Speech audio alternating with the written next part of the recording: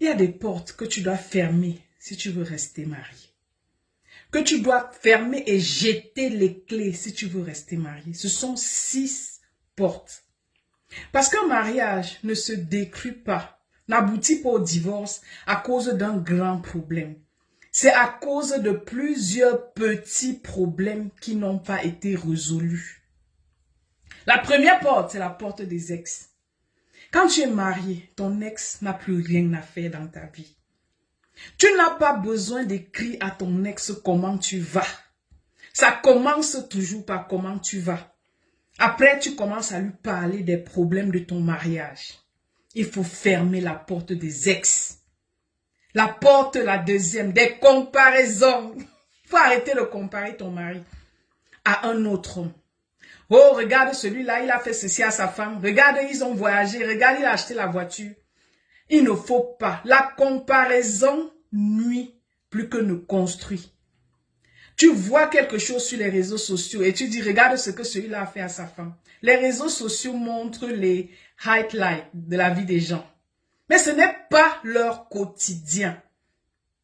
La troisième porte, c'est la porte de la troisième personne qui entre, qui est au milieu de vous. Ton mari, là, c'est face to face, vous. 2. Quand tu amènes une troisième personne en cas de problème, de façon constante et répétitive, d'abord, cette personne-là, à un moment, ne respectera plus ton mari. Quand vous êtes fâché, vous faites des problèmes, trouvez le moyen de résoudre ça à 2. Appelez une troisième personne. Surtout quand tu as mal, tu es vraiment en colère, tu racontes un grand n'importe quoi. Hein? Et quand vous vous réconciliez, ça reste dans la tête de la troisième personne.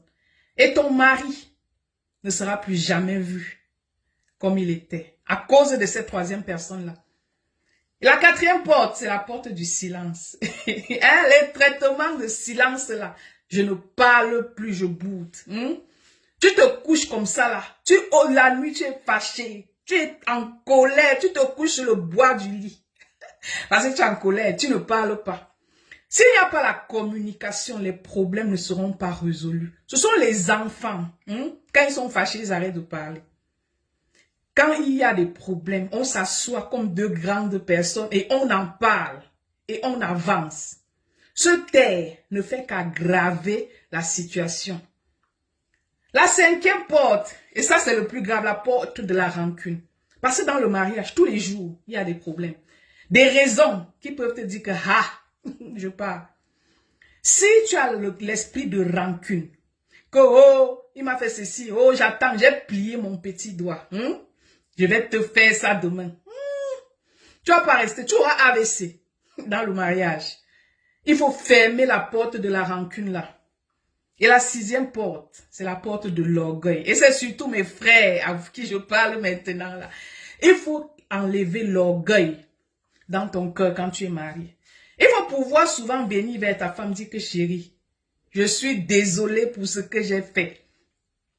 Ce n'est pas te rabaisser, c'est juste choisir la paix. Chérie, c'est bon, passons à autre chose. Excuse-moi, je vais m'améliorer. Dis ces phrases-là, nous les femmes, ça nous aide énormément. Nous les hommes, nos hommes là sont souvent un peu, je suis désolée. Ça n'enlève rien sur toi, mon frère. Il faut souvent dire ça à ta femme. L'esprit d'orgueil là, mon jeune frère, il faut quitter dans ça.